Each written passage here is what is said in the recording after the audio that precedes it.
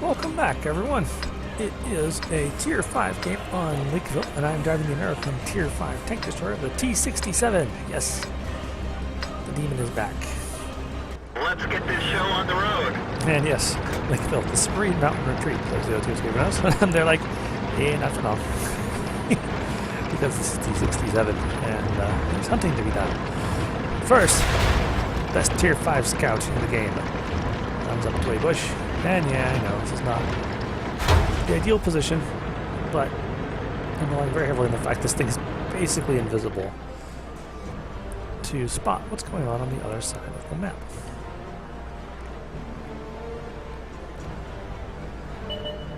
Oh look, there's something to shoot at, but it's a light tank. I don't really want to shoot at that. It'll probably just give my position away, and getting your position given away right here is extremely deadly. So I'm just going to sit here and let a Crusader. Because his turret's completely behind the rock, he actually can't see me right now, so I shoot him once for free, which makes him fall back a little bit. But with him right there, I'm not really interested in trying to hold this position anymore, so I'm going to pull back. And yeah, that gives the other team the center of the map, which is usually not so good. Now, check out that Crusader on my left. Remember his position, because we're going to be laughing at him a little bit later. Oh look, it's that 820 again. He appears to be on a wild ride through most of my team. I'm going to hide in a bush.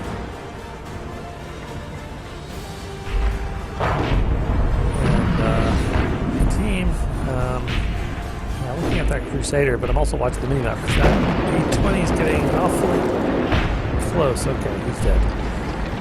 But, well, that cost us a top tier TD, and crazy enough, one of our artillery has also been blown up. So I really want that Crusader in the middle to be killed. Like, really, really badly. Oh, there's a T67 over there, and that's actually even more dangerous tank, so I'm going to shoot him first. Enemy armor is damaged. Penetration. Well, now I can go back and try and shoot the Crusader.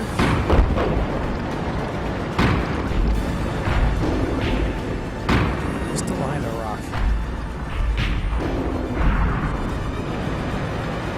Now, to get further around, I want to be able to shoot out.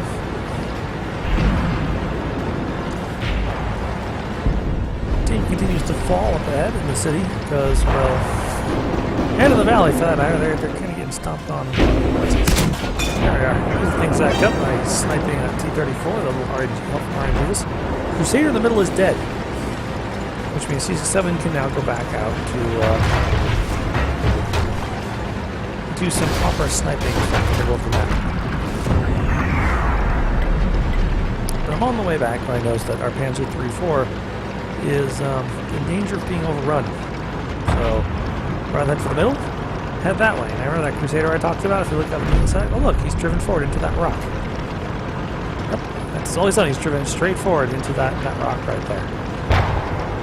If this seems peculiar to you, well, don't worry. It gets more peculiar. You'll see it again a little bit. Panzer III-4 dies before I can get in a position to help him, so not interested in facing off with the KV-1, a T-37, a T-34. No, not interested in fighting that. Not interested in fighting that close quarters. I'm going to run away. Meanwhile, the rest of my team appears to be trying to advance, except for this STV-39 and the Bison. So I'm going to hide in this bush right here. Now, there goes the T-67.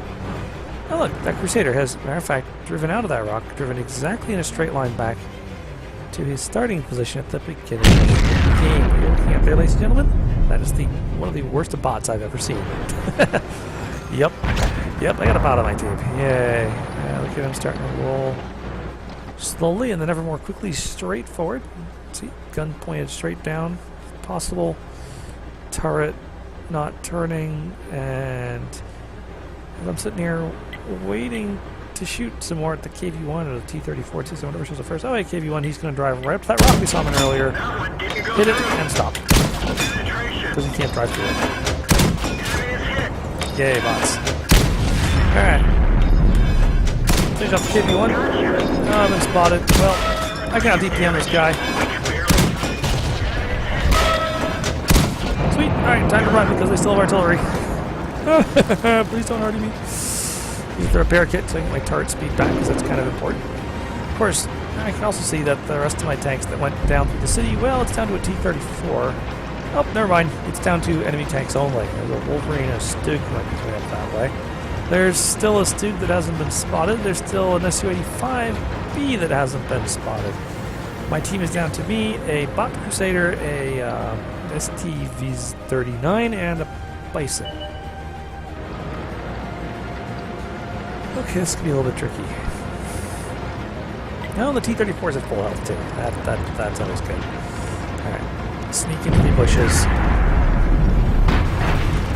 Oh wow, Bison lands a big hit. Looking for an opportunity to finish it. He's just a little too far back around the corner, so I'm moving closer, hoping I can get a better shot. But then realized that I'm also the only thing protected, keeping an eye on our rear. Whereas the Bison and the ST seem to be very solidly aimed to cover our cap. So I turn around and say, alright. To me, keeping out for the Wolverine, the Stug, and the Su-85. So I'm going to sneak back this way. But I can also hear artillery shells falling behind me. What's happened is that the enemy Leaf has figured out where the Bison's hiding. Has just taken him out. Well, that would have been nice. And oh, there's an Su-85B.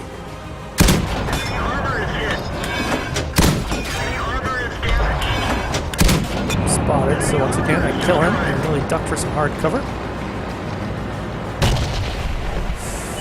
Okay.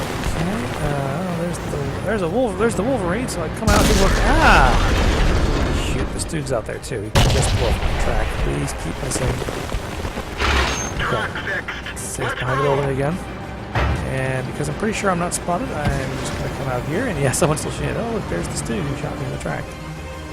Jump in the bush. Wait for the camo net. Go for the dangerous HE for the Stug. Good thing he was throwing HE with the 75mm, or I'd be a lot more dead down. Well, there goes my Crusader bot. Crap, I'm spotted. Oh, crap, there's another Stug. Alright. While they're shooting at me, the ST engages it from the other side, starts doing some damage. I'm just busy trying to get out of view range here. Alright. See the Wolverine's chasing me, but oh, he's a one-shot. Alright, stop. Aim. He halts when he sees me, so I know I gotta kill him right now. Oh god, here comes another Stug. Aha! Shouldn't have moved. Oh, you missed. Die. That was the Leaf trying to take a swing at me. He smashes the building instead, fortunately. Ducking some hard cover because he will get to shoot before I vanish off the mini-map. In the back, the ST is desperately fighting with the Stug. T-34 unfortunately pops up on the other side of him, and well, he's just a tier 4 unfortunately, pretending to compare to tier 5s. As good as the ST is, it's just not quite that good. But he does a lot of damage to that Stug. Or after the damage I already did to it. Now suddenly it's looking kind of an interesting match. My 67 versus a Leaf, a Stug, and a T-34. Alright, maybe this bush. Okay. So the idea here is either they'll charge me and I'll shoot them down as they come forward, or they'll try capping, at which point I will sneak forward and kill them both from beyond their view range. But that requires them to start capping first. So the fellow in the STV is telling me that both enemy tanks are one-shots. Excellent. I load the premium ammunition because I want to make absolutely sure I pen these, because both the Stug and the T-34 can be surprisingly bouncy at random moments. And I want to minimize that as much as possible for this very, very close game where I've done at least 1,768 damage already. I kind of would like to win this one. But, what's taking them so long? Come on, guys, either decide to attack me or decide, okay, maybe they're going back to their base to hide and defend against me. That's fine, I can hunt them down just readily. Oh, hang on. A little bit premature. Looks like they've decided to cap. I have one capper so far. Alright. There's a lot of bushes along the A column, or row, whatever, that I can use to sneak up on them. So slowly sliding up here. Oh, wait, there's the T-34. Using the KV-1 as cover. Smart. It's not fully covered.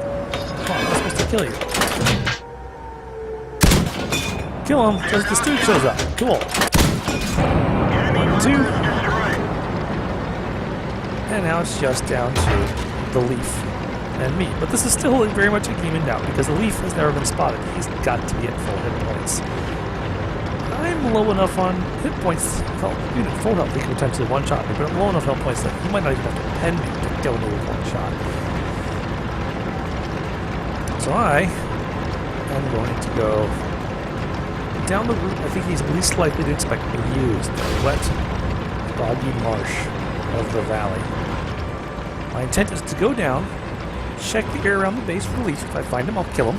Well, I'll try to kill him. And if I don't find him, and he hasn't already started capping, I will cap out his base, force him to come and fight me on the base. Yeah, look, I'm being careful here. I don't want to accidentally drive into a Leaf ambush. Leaf is surprisingly accurate artillery in close quarters combat.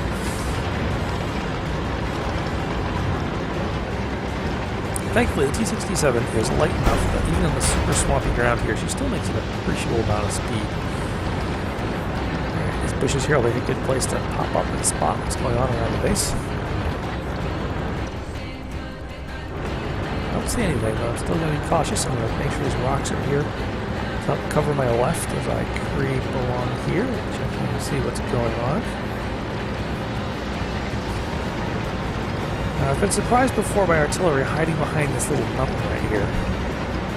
So I come up to, I think, is render range, auto tank range. Don't see anything, but decide to be thorough. I can check around the other side as well. Still been spotted, and there's definitely nothing here. So at this point, I'm feeling confident enough that I think I can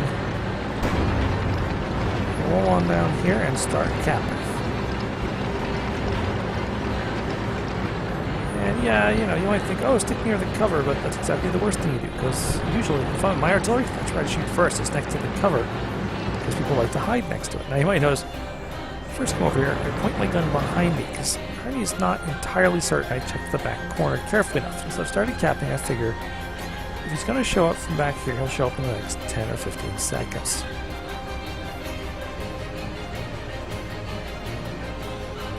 When he doesn't, well, turn the gun towards the next most likely approach route, which is actually through the center of the map, because it's entirely possible he might have tried rolling up there to go and capture my base. But the Leaf is slow.